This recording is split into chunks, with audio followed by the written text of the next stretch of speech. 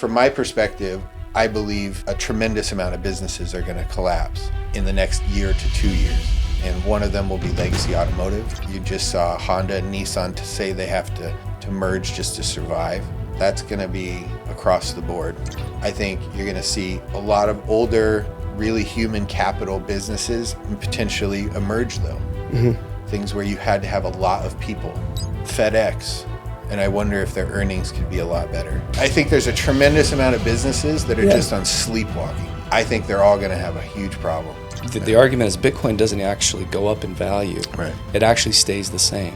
And when you have quantitative easing and quantitative tightening, from the central banks, when quantitative easing happens, it looks like Bitcoin's going up, when in reality, Bitcoin stays the same. Wow. And that just means that our dollars, like you said, have been confiscated by the central bankers to keep us in this perpetual state.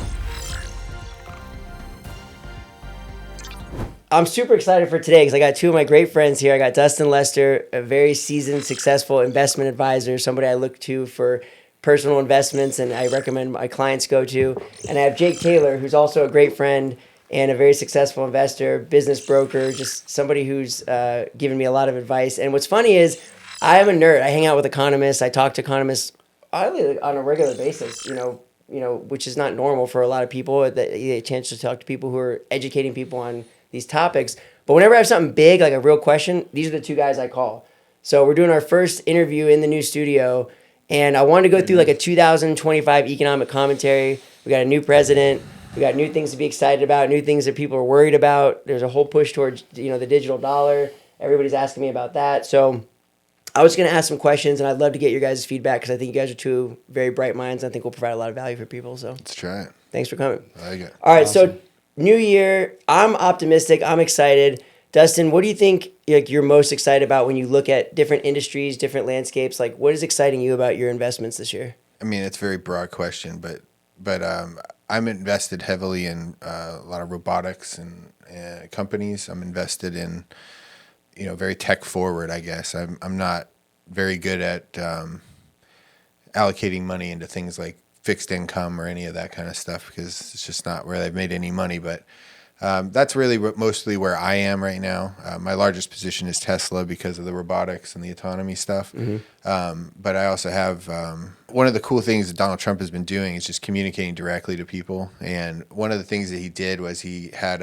announcements where he talked about where he wanted to do kind of like a World's Fair again, where he wanted to invite the technologists from around the world and celebrate kind of the future and have all these kind of cool things. And in there, he talked about autonomous cars and stuff, but he also talked about like the autonomous flying, like eVTOLs. Anyways, those are going to be amazing too. Companies like Archer Aviation and Joby. So I'm invested in those kinds of things. But again, I think I'm very early. So for a lot of them, but I'm excited about those things. And then I'm excited about companies getting back to their basics as companies and getting rid of a lot of the things that I think made them less profitable. So I believe that there's a wave right now happening within corporate America as they're getting rid of parts of their HR department that weren't adding a lot of value. That's the way I'll say it. And they're going back to like a meritocracy. That's going to be very good for investors and shareholders, in my opinion. Mm-hmm. And so ultimately, I don't know if that will start to show outcomes in 2025, but I do believe that there's a movement to go back to hiring and building products and things based on merit. And so I think that those are some of the best places right now to find, good things. But, there's also headwinds too, Yeah. And so I believe cheap energy is very good for everybody. Right? Like it's good for you and me. But if you look at the last Trump administration, energy companies really got their ass handed to them. And the reason why is because it's a commodity-based business. If there's more of it, they make less. And so only the strong survive. So I believe that the energy business is going to go through, there's going to be a separation of the weak from the strong again. Anybody who doesn't have good financials might not make it through this next round. And so I'm bearish on the stock price of energy companies, even though I'm bullish that energy will be cheap and everybody else will benefit. Yeah. You see what I'm trying to say? But I do think the energy sector will have some problems. Again, who knows with data centers and all their energy needs coming on board, whether that will just kind of soak it up and go from there. Maybe we just need that much more energy. I don't know. But I think that's an example of a place where this administration, while it's very pro-business, the most pro-business thing you can do is make energy free, which would not be good for Exxon. So if you're there and you're in Exxon, that happens, then you might not like being the owner of Exxon in that situation. Right. I like that. Jake, what do you think is your biggest thing you're excited about for growth this year? Like, what are you looking at that is exciting you as an investor? Well, this is, crypto goes through 4-year cycles, right? Mm-hmm. And if you look at the last 3 cycles, there's a specific amount of days from the bottom of the market to the top of the market. And the top of the market could come anytime this year. It could come in the next 3 to 12 months. So I'm looking at all things crypto, digital currencies, the utilities that they provide, and the industries that they're going to disrupt. Yeah. This year, with the advent of Trump's presidency, he met with a gentleman by the name of Brad Garlinghouse 2 days ago. He had dinner with Brad Garlinghouse, who's the CEO of Ripple. XRP. Yeah. For all of Ripple's over time, it looks like they're going to be one of the ones chosen to. Who did he just appoint as the head of the SEC, or who was just appointed as the head of the SEC? It's like a very crypto friendly. Well, I don't know who the new one is. Yeah. But the old one was Gary Gensler. Okay. And he was, there was a lot of, controversy about his calls and how he sort of stifled the industry. Yeah. Dustin, how do you feel about crypto? I own Bitcoin. Okay. I know a lot of people who've made money in other things around crypto. Mm-hmm. I've not known a lot of people who've been able to keep it if they kept, I guess I'll say it this way. They may have made a lot of money in a specific coin, but if they had held on, they wouldn't have. Right. It's not like people hold on. What do they call it? Hold on for dear life? HODL. HODL, yeah. Yeah, HODL. But I mean, so in my world, because I'm a registered investment person and stuff, when I make recommendations to people, I can't in that world because none of them are registered. Half of them are named after body parts or bodily functions. Yeah. And while the fun part of me is like, yeah, man, the fart coin sounds fun. Fart coin, yeah. Is there a fart coin? Dude, they killed it. That's G-rated compared to some of the things. But yeah, there's I have to draw a line between investments and collectibles or the new word is digital assets. Right. Okay. Mm-hmm. And so the problem that I have with crypto is that 99.999% has failed. Bitcoin and like 5 others have survived somehow. Mm-hmm. And then there's like random coins that come up and down, like Andrew Tate had one called Daddy Coin. I don't know why. I know a guy that made $35,000 on it. Yeah, it's crazy. Is it an investment? It's a gamble. Right. It's not even a gamble. A gamble has rules. Yeah. A gambling parlor has regulations. Yeah. A gambling place has here's limits. Yeah. In other words, there's none of that. It's truly Wild West. So the libertarian in me is like, hell yeah. I would have said the other word. Yeah. But absolutely go have fun. The guy who knows that I could get sued for saying that this mutual fund is the wrong expense ratio on accident doesn't want anything to do with the business because of all the people who've got their ass handed to them with the rug got pulled from them. Mm-hmm. So I don't have anything against crypto. I think it's funny. I think it's hilarious. I love it. I'm glad people can get rich from it. And I think that it is, from a utility perspective, a really big threat to the banks. The problem is I don't trust the banks. It's really hard for me to trust Fartcoin. JP Morgan can go fuck themselves because of what they've done to our country and what other people and I've dealt with banks for years. Yeah. I don't like any of them. Yeah, sure. But I'm supposed to like Fartcoin boy. So well, for me, so that's my biggest problem is I don't trust any clowns in this space. Yeah. Even the ones who've been around for 200 years, let alone Fartcoin boy. But you hold Bitcoin. I do. So and Bitcoin doesn't have an owner, and Bitcoin doesn't have a centralized F at all. All the rest are. They're all centralized. Okay. But like a year ago, Right. all these big companies like BlackRock, Vanguard, they applied for spot Bitcoin ETFs, Right. which are institutionalized, right? And prior to that, BlackRock ran a study and said that study found that you should have 80% of your assets allocated to Bitcoin, right? Right. So Yeah. then they retracted and said, hey, maybe 1 to 5% towards Yeah, Bitcoin. which And is- meanwhile, they've been pulling in billions into Bitcoin ETFs and have surpassed the gold ETFs Right. in the stock market in less than a year, record breaking. Right. So there's massive appetite For Bitcoin. for Bitcoin, Right. and crypto in general has been not regulated. And unlike yourself, I don't trust the banks. I've been a mortgage broker my whole life. I Right. tell people, look, I'm on your side. Yeah. Outside of ethics That- and moral things, we're going to do those things right. But I want you to win over the banks, Right. right? That's what we do, all three of us. I think that's what kind of unifies us in our mission. Amen. Yeah. Yeah.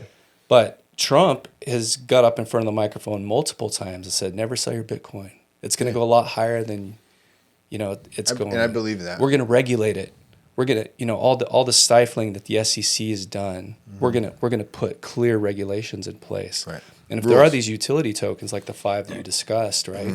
Or Chainlink, those kinds of ones. Chainlink, the Oracle that combines all coins. Ripple, which is, partnered with over 180 banks I bought Ripple in the world. like in 2016 or 17 or whatever when it first came out. like 20 cents.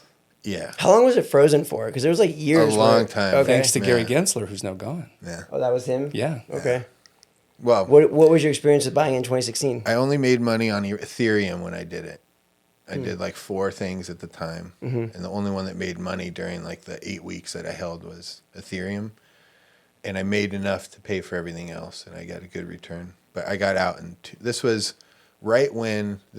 at the very early stages of it, and it was right when I say early for me. And it was right when all the marijuana stocks were coming on board. Yeah, And so I ended up, remember that. yeah, and so these were all happening at the exact same time. Right the problem after Trump became and president. and then both ended up being scams: the marijuana business and and again, Yeah. not all of them. Yeah. Not all of I can't. I always say that, but when you have remember that. 23,000 coins, Yeah.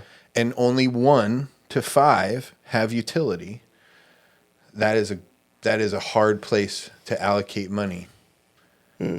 Long term or short term or at all? Oh, short term, it's gambling, so that's Yeah. fun. That I don't even consider it allocating; it's gambling. Okay. But what I'm saying, I'm not. And again, this is not Bitcoin. Bitcoin is excluded because I do believe that Bitcoin is essentially a form of digital gold that is truly decentralized that nobody can print more of. I don't understand. For example, I've read the white paper on XRP. Why can't they print more? It seems like it's an unending amount. So what's the difference? So there's all these kind of conversations. Now, again, I could be ignorant of that. It's been a long time since I read that white paper. It was like 2017 when it came out or something like that. But the ultimate point that I try to differentiate for my clients, at least, is what's an investment and what is not. And an investment makes money. That's the difference.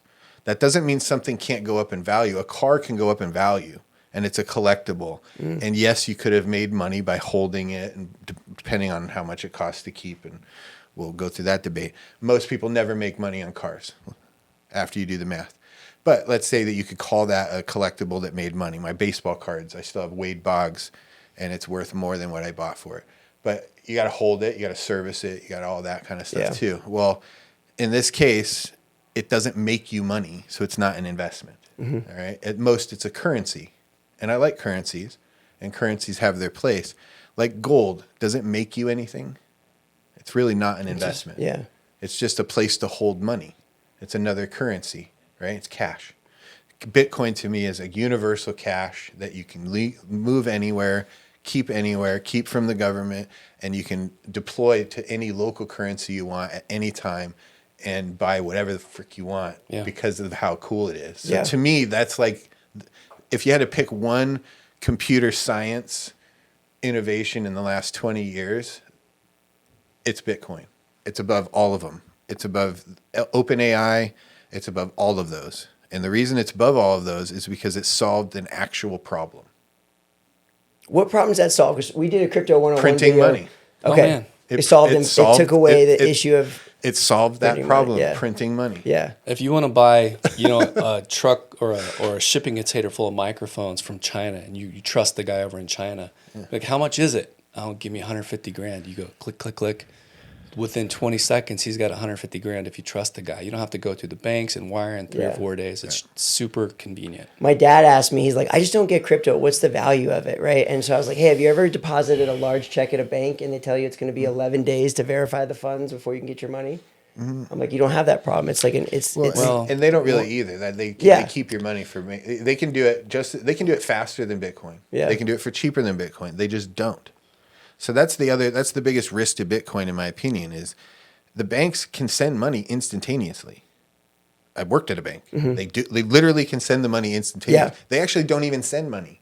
It's a ledger. It's a ledger transaction. Yeah. It's literally, there's no money being Right, So you can send money instantaneously as long as it's all at the speed e-money of light. anyway. All of it can be done that way. Yeah. And so far the dollar is just transacted more than any other currency. In the future, though, I don't see anybody holding their savings in dollars. like physical dollars, or you're just saying in dollars? Just in general, dollars. Okay. You're going to want your savings in Bitcoin or Yeah. wherever you're living. Maybe you want to move down to Argentina, but would you really want their currency? No. Yeah. It's even worse. Yeah.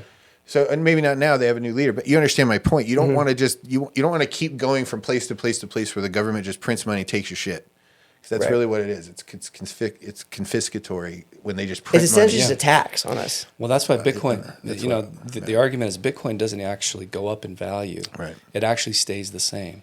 And when you have quantitative easing and quantitative tightening, from the central banks, Yeah. when quantitative easing happens, it looks like Bitcoin's going up, when in reality, Bitcoin stays the same.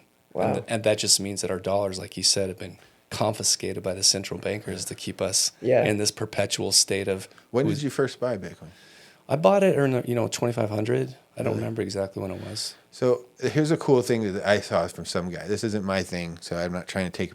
I'd love to give permission, or whoever said this, because it really changed my view on it.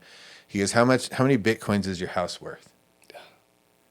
And I did the math, and okay. And he goes, how many Bitcoins was it worth 5 years ago? And that's essentially what he's saying. Yeah. Basically, my house is, let's say it's worth 9 Bitcoin or something like that. Yeah. Right. Today, it was worth like 38 Bitcoin or 40 Bitcoin when it was 10,000. Or you see, Not that long ago. like not that long ago. Yeah. And so the question then becomes like I own commercial property and stuff. Like, would you rather own Bitcoin or real estate? I think a lot of people who are long-term real estate holders are going to switch to Bitcoin. Yeah. Absolutely, because even just what are you seeing with staking it, insurance is going up and taxes are going up, Right. and all the things that can be controlled are being controlled. And no population growth. Exactly. Yeah. I mean, I had a guy come to me. He's like, "Why would I buy real estate, or why would I buy an annuity, or why would I buy a fixed income when I could just stake this crypto, my Cardano, and make 8% and Which I believe Cardano is one of the top 10 Yeah. coins, assets. Yeah. Yeah. Well, it's So, at least survived, right? there's- as Yeah. a network, But but we're- again, it's centralized. As a culture, though, we still don't have like buy-in. Like I'd It's say, the most decentralized. it's the most decentralized. Yeah. Cardano. Cardano is the most I decentralized. thought most all of them had some kind of centralization. Like we're in a generation that's gotten on board with it, but I would say most of our audience is like 60s, 70s, 80s. They are absolutely terrified of crypto and They should digital be. money. Yeah. Well, they were probably also that same demographic was probably also terrified of putting their credit card into the internet at the end of the internet in the year good point. 2000. Yeah. That same parabolic move that happened in the internet in the early 2000s is happening in the digital space. BlackRock and all the big guys like him are talking about real world assets, the tokenization of real world assets. And that is different than the fart coins of the space. The tokenization of real world assets, when you have title companies and real estate companies, instead of messy, cumbersome, paperwork processes that you and I or the next guy can make mistakes on, it's all going to be put on the blockchain. Okay, and so Elon Musk has got satellites, hovering around on top. He's got up most there. of them, doesn't he? He's got like more satellites than anybody now. 6,000. I think he does, but he's using a currency called Hedera, HBAR, to settle, just like the SWIFT banking system settles international transaction. It's rumored that he's going to be using Hedera and Cardano on those satellites to settle international banking transfers. Holy cow. So those are the types of cryptos that I'm interested in, the ones that solve real world problems that Dustin. Use cases. Yeah, use cases. You're not going to be right now buying any fart coin or... You know, Good. I know a if guy I who got got- 35 grand on it. I know a guy. if I got $10, you know, maybe. Yeah, it's- Might as well try to throw I some get fart it. coin. So And I've messed around with it too. it could be fun. In terms of, adopting crypto, like the government's been talking a lot about, and you've seen these CBDCs and things where they're going to be going to like a digital dollar. I think the biggest question I get asked when I'm meeting with clients is, what happens if we go to a digital dollar? And I'd like to get both of you guys' take on that, like what you think would happen. Well, if technically the U.S. dollar is mostly digital right now. Yeah. So when the Fed Reserve prints dollars, they don't actually print the physical pieces of paper. It's just a ledger, a centralized ledger that they control, and they say, "Hey, U.S. government, you owe us money," right? So Yeah, that's a good point. if there will be restrictions and regulations that govern that, but I don't. But like Putin said a couple months ago, he said you can't stop Bitcoin.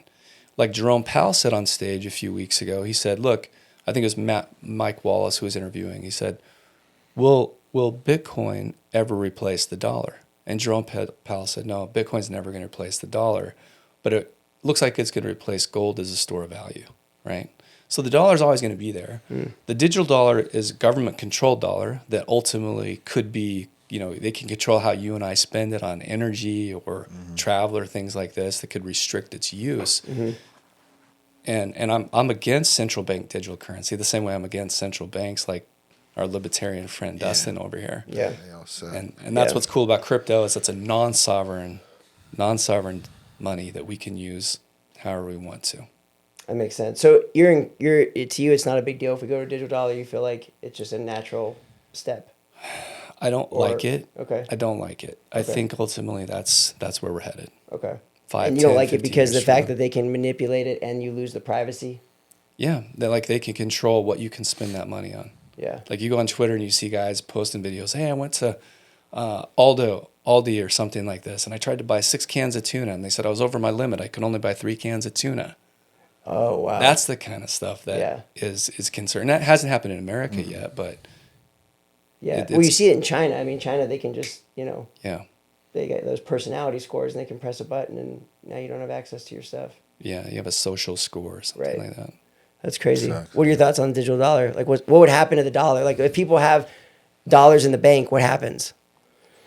Well, I think that no matter what, everybody should be afraid of a tyrannical government in whatever form Yeah. you want to take and have that discussion on. And so the tools of a tyrannical government are anything that they can use to control the behavior of people. So Yeah. so I'm against any sort of centralized digital currency, especially one where the people who are in charge now would be in charge, because I don't think they care about what people want. It's Civil what they- liberties. Yeah, right. Yeah, they're just not. Anyways, so just fundamentally, I'm against it. We already do have a pretty centralized currency, though. The dollar is trillions a day of transactions. It's controlled by people. You can already be debanked. Mark Andreessen had some examples of friends of his that basically just lost access. They just one day woke up and the banks were like, "No, we're no longer going to be serving you." And they couldn't get bank accounts anywhere because the government had basically painted a picture that if the bank helped you, that there would be repercussions. Oh my gosh. So they already do shit like that. Yeah. And like in Canada, the idiot that just Trudeau. resigned, Yeah. that clown, he stole people's money. Yeah. He actually just he went in did. and stole money from people. And so, obviously those kinds of things are not within my wheelhouse. I hope that we don't go to some sort of central. Justin Castro, that was his name. Yeah. Justin. yeah. Oh, Trudeau. Castro. Seems just a very odd individual, and I really don't understand what's happening. But those kinds of things, I don't know how to, I I don't think we're going to be able to fix it, but the free market can. Yeah. And so what you really want is you want tools that are reliable, transparent, and as close to free as possible. That's amazing.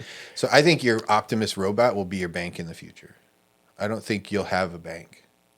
Oh, like you'll basically just transact through that? Yeah, I think your humanoid robot will be everything. That's crazy. I think they'll be your bank. They'll scan your transactions. They'll look for counterfeits. They'll hold smart contracts, which is another form of crypto that I kind of like. I think they'll be able to do all of that stuff, because why the hell do you need Wells Fargo I literally log in to see well, I don't understand the difference. Yeah. Well, the difference is they could give me interest. Well, I could stake Cardano. Right. I could get my own interest if I want to lend my money, because that's all a bank account is a loan. That's right. It's a ledger. It's not even, it's a loan. It's literally like if you read you're loaning them the money. Yeah. They can go blow it on hookers and cocaine if they want, and they have. Bunch of times, right? Yeah. So it's why would you want to loan your money to them?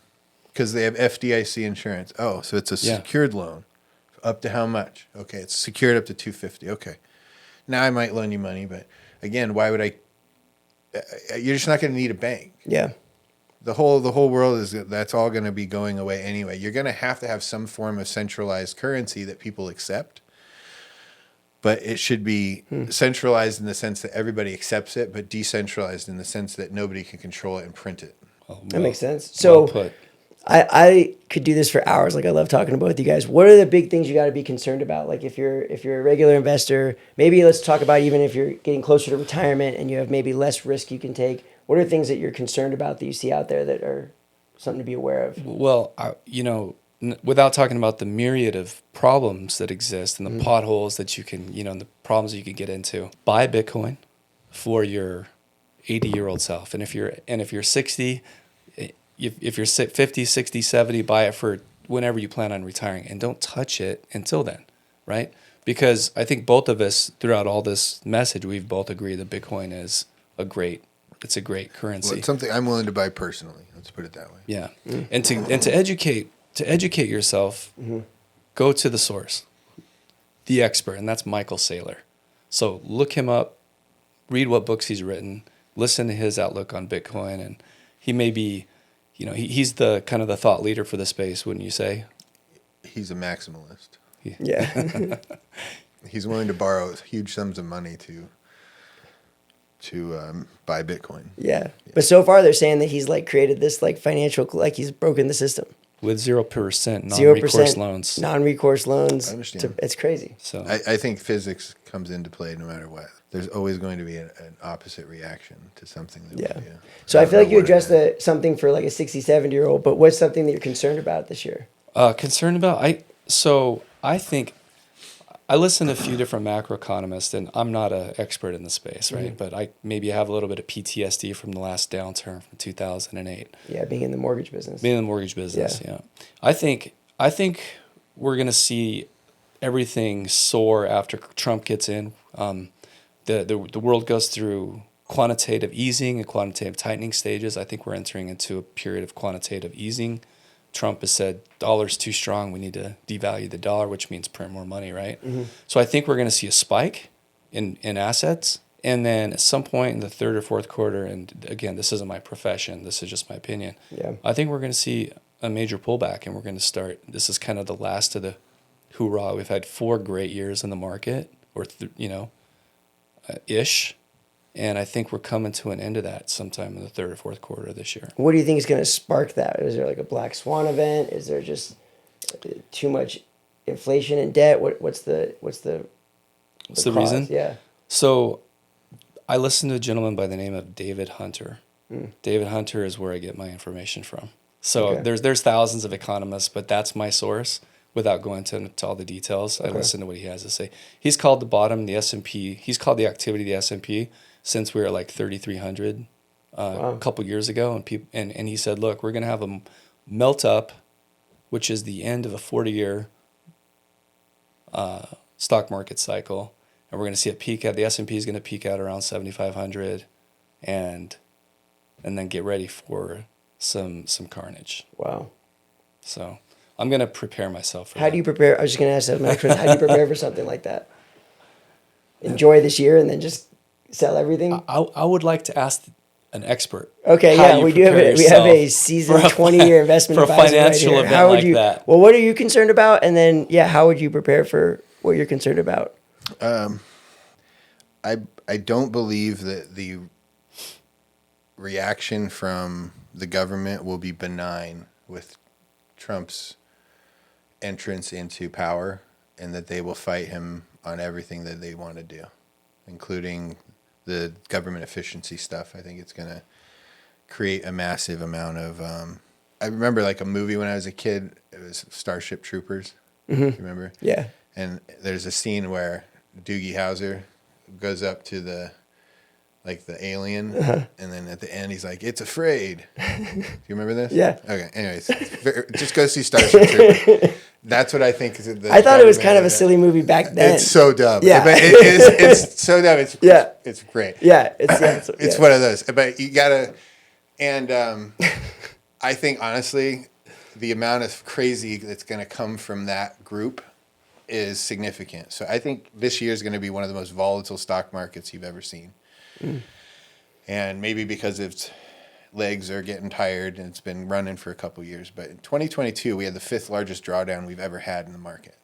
And nobody remembers. Wow. Nobody cares. Well, I remember Bitcoin went to 16,000. Right.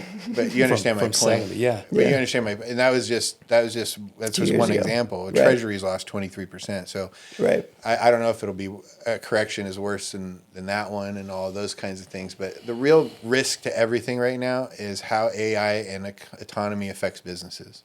So I'm looking at things through that lens. I'm not looking because the macroeconomic shit will happen. The fights between us and Iran will happen. Whatever those things that nobody cares because those are outside of the purview. The one thing that I am looking for when I'm making investments right now is who's going to benefit from autonomy and robotics, and who's going to have their entire business wiped out. And so from my perspective, I'm not necessarily even positioning for this year. I don't know how to necessarily do the short-term stuff, and what I'm looking for are long-term trends in the business and investments that I'm recommending to clients, because they're not recommendations that last for a week or a month. They last, I'm like, buy this because I think it's going to happen. Yeah. And so from my perspective, I believe that a tremendous amount of businesses are going to collapse in the next year to 2 years. And one of them will be legacy automotive. I think you just saw Honda and Nissan to say they have to merge just to survive. That's going to be across the board. I think you're going to see a lot of older, really human capital businesses potentially emerge, though. Mm-hmm. Things where you had to have a lot of people. You may not have to have as many people. Yeah. Right? So I look at a company like FedEx, and I wonder if their earnings could be a lot better. Right? And you can buy what's not FedEx? What's the other one? UPS. Real cheap, like half off of what it was 2 years ago. Why? Because Amazon replaced them and their earnings went down, stuff like that. But I believe there's certain businesses that will benefit hugely. Amazon, they have 120,000 people working in their distribution centers. Well, that's going to go away. Yeah. And so from my perspective, I'm not looking at like an economic cycle or anything along those lines. Earnings are fantastic for corporations almost across the board. So earnings drive most stock scenarios, and I don't see a lot of reason why people aren't going to make more money. Home builders could have a huge problem. Car companies, again, nobody is buying Fords. Zero. They have like almost a full year of inventory. Wow. Yeah. They're so screwed because nobody wants to spend money at 7% anyway. And then if they do, why would they buy a car that can't make them $100,000? Right. That in the next 2 years, it'll become apparent that if you buy any other car, you're dumb. Not because it's a bad car. Yeah. Not because it's a bad car, but because you just bought a depreciating asset when for the first time in the history of cars, an appreciating asset is available. Yeah. Okay. Would you buy a house that depreciated on purpose if an appreciating house was right next to it that made you money? No. So for me, I think there's a tremendous amount of businesses that are just on sleepwalking mode. And I think they're all going to have a huge problem. Wow. But I don't know exactly what it looks like because it's like unprecedented. Like when I call the insurance companies and I say, hey, I have 50 Teslas I want to insure for robotaxi. None of them have a policy because it doesn't exist yet. Yeah. Right. All that is going to really change the world. So for me, the question isn't necessarily about just this year, unfortunately, because that's not the way my mind works. It's more like, do you really want to own that next century? Right. Like, meaning like, it's a great perspective. Like, I don't really know or understand why you would want to own a paper company, right? I mean, I guess we still need paper and stuff like that, but like, it can't be going up in terms of usage. Like, you know what I'm saying? Like, so I'm wondering all those kinds of things. I'm trying to figure out. I think real estate could take a huge hit, not necessarily because of interest rates and stuff. Yes, but like in Texas, they just keep building. So rent is falling and the price of homes is going down there. So in Austin, for the second year in a row, you've had houses go down in value. Almost nobody's ready for that. Florida is out of control right now. And part of that's because you can't get insurance there maybe. Yeah. But like Austin, Texas is, you pay less in rent today than you did 2 years ago. And it's literally because of supply and demand. Crazy. And so technology, if it was allowed, would disrupt housing tomorrow. Like there's zero reason for our houses to double in value. That's right. Zero I reason. agree. Yeah. Okay. It's literally older. Okay. When you get rid of all the things that are holding that back, if you can really deregulate, if you can really do all of those things, they can print houses like with a printer. Yeah.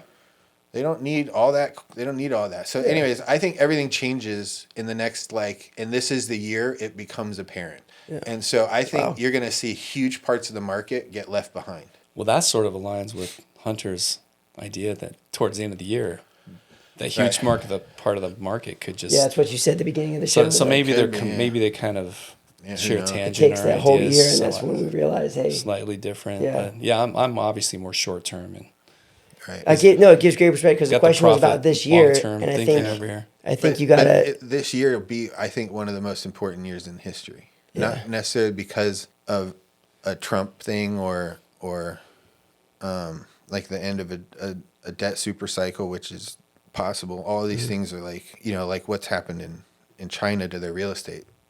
I mean, it's down 90% in 4 years. So if that happens in America, we're in trouble. But we could have a tremendous amount of pain, but I don't think the pain is going to come from the true pain. The irreversible pain is going to come from robotics and AI.